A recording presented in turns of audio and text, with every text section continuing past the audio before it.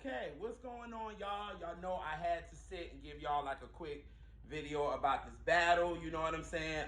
This battle was everything. This was the best battle in my opinion. I'm gonna say this and I'm gonna say this every time. I want mainstream America to start realizing that R&B culture is here and it ain't going nowhere. It continues to be proven that R&B is alive and well. There is so many people that watch these R&B battles and they came in with big numbers. We're talking about Erykah Badu and Jill came in with good numbers. Brandy and Monica broke the internet, like it said. They broke the internet. And Gladys and Patti, I saw it reached up to about 600K on the Verzuz IG account. So I want people to understand that R&B is alive and well. Do not let people fool y'all with this foolery, man.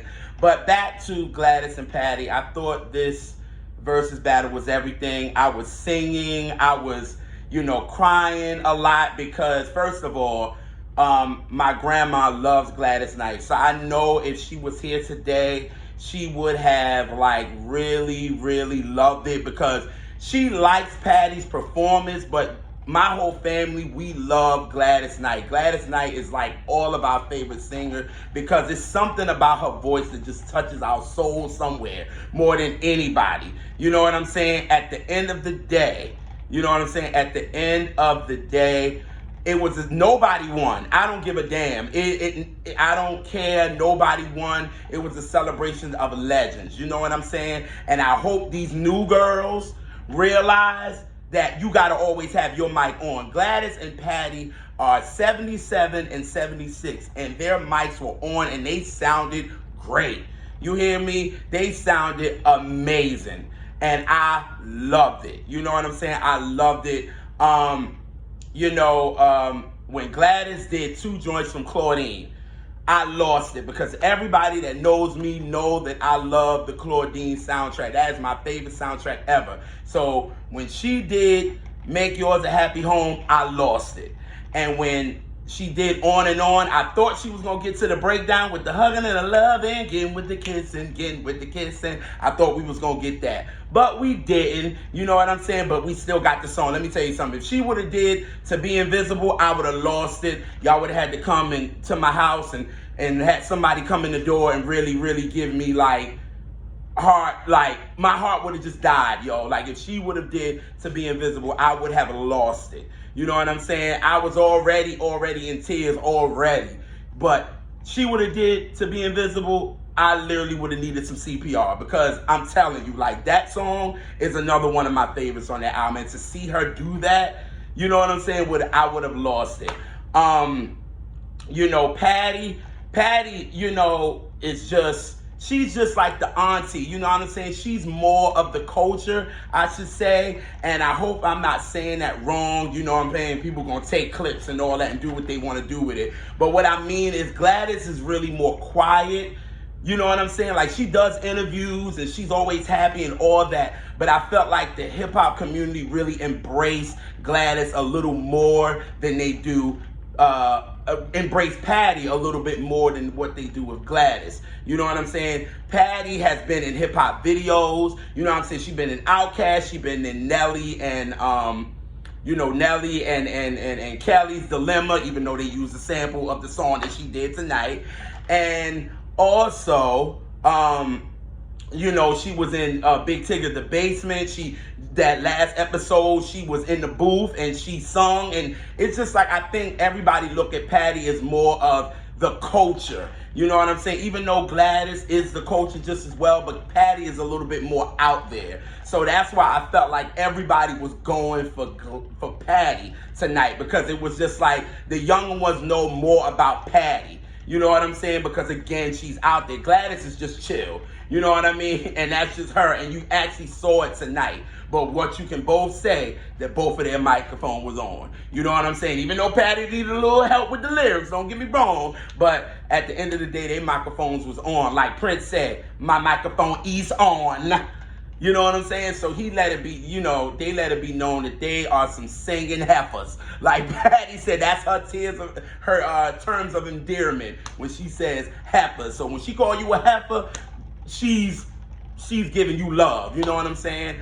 But you know, I feel like, you know, now we can get to the cons, because, well, the pros, I gotta stick with the pros. I love that they brought Dion out, because I was telling my friends when we was going to Virginia Beach, I said I think it would be epic if they brought Dionne Warwick out and they would do Superwoman. You know, even though I'm not the biggest fan of their version of it, but just to have them three, because they were sisters in the name of love. You know what I'm saying? It was them three. It was Gladys, Patti, and Dionne. So for that moment to happen, that was a beautiful moment. You know what I'm saying? If you know history, that was a beautiful moment. You know what I'm saying? And you got to give it up to Dionne. Dionne was the first black pop star. She just was, and you got to bow down to her. You know what I'm saying? And shout out to, you know, my INA family, Eric. He put that on his timeline, and it went crazy, because he's absolutely right. You know what I'm saying? What else? Patti dancing. That's one thing about Patti. Patti is ready to party. Patti is a partier, and that's what she is. And that's what she was giving. Gladys was just sitting there and just wanted to sing and give you vocals and just wanted to sing over her songs, and that's just what it was. And it was just like two sisters just talking with each other, and it was real and it was genuine. You know what I'm saying? And then they throw little things in there about, you know, voting. You know what I'm saying? And then I love that Patti and Gladys talked about the singers. They talked about Lettucey and Jennifer Hudson, and, you know, and then it was giving the new girls, letting them know, listen, it is a spot for everybody.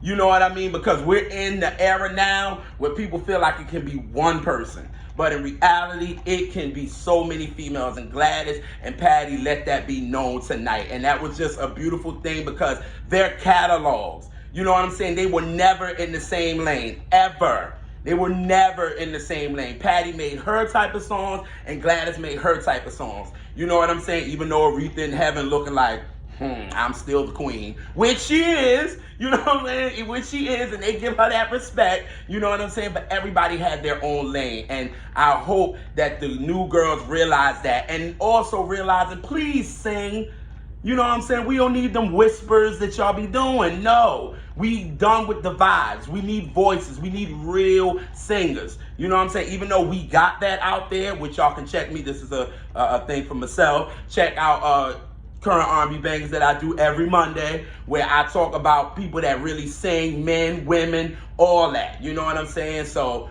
you know, Gladys and Patti really gave a shout out. They gave a shout out to the gay community, which a lot of people don't do. You know what I'm saying? Because they still nervous about it. But at the end of the day, the gays is a real reason why a lot of people's careers is still what it is. Just is what it is, and let's just move right along from there. But I really felt like this was it was a great sing-along. Like, if you was not up dancing to Love Overboard, you tripping. If you wasn't up dancing to Lady the Marmalade, you were bugging. You know what I'm saying? So at the end of the day, I thought it was so dope, man. But we definitely need to talk about the cons. Now, there was a couple of cons. You know what I'm saying? The audio, terrible. It started to get bad, and it was like, it felt like they were playing songs off of YouTube, and we was hearing it through the speakers. That's how bad that the audio sound, especially through Patti's medley. You know what I'm saying? Because we're going to talk about that. I didn't like that at all. It was like her medley. You know what I mean? And it was like, feels like another one with Big Daddy Kane. You want to hear that, because that was the jam in the 90s. You know what I'm saying? Like, it really, really was. You know what I'm saying? But, you know, that... And then, you know, they told them to have their lyrics up there because they needed it. You know what I'm saying? And they didn't have that right. When it comes to our legends, y'all got to treat them like they are legends. So we don't need no mess ups. We don't need no problems, because Patti and Gladys just want to sit there and basically show why they are the queens of what they do. You know what I mean? So, you know, if Patti would have had them lyrics at the screen, she'd have been good to go. You know what I'm saying? Patti didn't, a lot of her songs were not done. Like, I don't think Let's Talk About Love. If it was, I might have been off, but that wasn't done. Is It a Shame? Should have been done. That's a Labelle joint that it was definitely a hit on the R&B charts, which I thought should have been done. You know what I'm saying? But that wasn't done. You know, You Never Walk Alone, another hit from Patti LaBelle and the Bluebells. That should have been done. You know what I'm saying? What else did Patti have? I'm glad that they did put New Day. You know what I'm saying? I thought that was dope because seemed like I'm the only one in my high school that was playing New Day in 2004. I love that record. I love that from Patti, but a lot of people weren't playing it. What else on Patti's side? It was just Patti's audio doing her medley because I felt like it was being rushed. And I felt like it was being rushed because they knew Dion was coming. And they knew they wanted to bring her out. And I think they wanted to end it on them singing That's What Friends Are For. I think that's what they wanted them to do. But, you know, the legends do what they want to do. So I think they wanted to sing Superwoman. And it might have been in the stash, but I think they wanted to end it That's What Friends Are For. Because with them three and they're still close, that would have been dope. You know what I'm saying? So I think that was kind of messed up with Patti's little medley. You know what I'm saying? But as far as Gladys, there are many hits that was not played on Gladys. I don't even think they did a 20 round. And Patti and Gladys had plenty more in the stash. If I Were Your Woman, I think everybody was waiting for. You know what I'm saying? I Heard It Through the Grapevine was not played. I Feel a Song in My Heart Again was not played. Everybody Needs Love was not played. I Don't Want to Do Wrong was not played. Daddy, I Swear I Declare was not played. And these are hit songs, you know what I'm saying? What else? The End of Our Road was a hit for them that was not played. What else? I'm going down the line. Give me a second. I'm trying to do this off the top. It was so many songs from Gladys that was not played that should have been played, but I think they were rushing it again because they knew Dion was coming. So they was trying to get, you know, the songs out. But yeah, Gladys had a lot more, and I think everybody was waiting on If I Were Your Woman. You know what I mean? For real, for real. But in all, I think this was my favorite battle, again, because I am an R&B soul head to the core, and this battle showed R&B soul to the core. If you love R&B music, you love this battle. You know what I'm saying? So, again, shout out to Swiss Beats and Timbaland for putting this together, and Ciroc and Apple Music and all that. One thing I do say, I feel like we don't win when this is our stuff and they still get the money from it, and we don't. But it's our music, our culture, and all that, and it goes back into their hands, which is not cool, and we got to start owning our own stuff, y'all, and getting that stuff together. But again, I feel like Gladys and Patti did what they were supposed to do. Gladys came in with that sequence outfit and was sitting, you hear me? And Patti came with her heels. You know Patti was going to come with some heels, and she was going to make sure them breasts was up. Hello? I know y'all just saw me do that. Yeah, don't laugh. But you know what I'm saying? And she did that, and I thought it was great. I thought it was amazing. Again, if you love R&B music, you would have loved this battle. Go and listen to Patti and Gladys's catalog. What I'm gonna say, even though I couldn't be biased when it comes to Gladys, but I'm glad people can see. Stop trying to come for Gladys and her catalog. Gladys has hits from 1961, like I said, because she started with Every Beat of My Heart, till 1988 is really kind of where the hits is. You know what I'm saying? But it seemed like everybody just know Midnight Train to Georgia, and, you know, Neither One of Us, and then they know, you know, I Got to Use My Imagination, and The Best Thing That Ever Happened to Me, and all those. But Gladys has songs, and she didn't get to finish all her songs tonight, but it's all good. But it was just a beautiful moment. I hope these new girls really paid attention to what Gladys and Patti were saying, that you're all in this together, and stop trying to steal somebody's bag just because you want to be on top and you don't want to do a duet with this person because you feel like they're going to overdo it or whatever.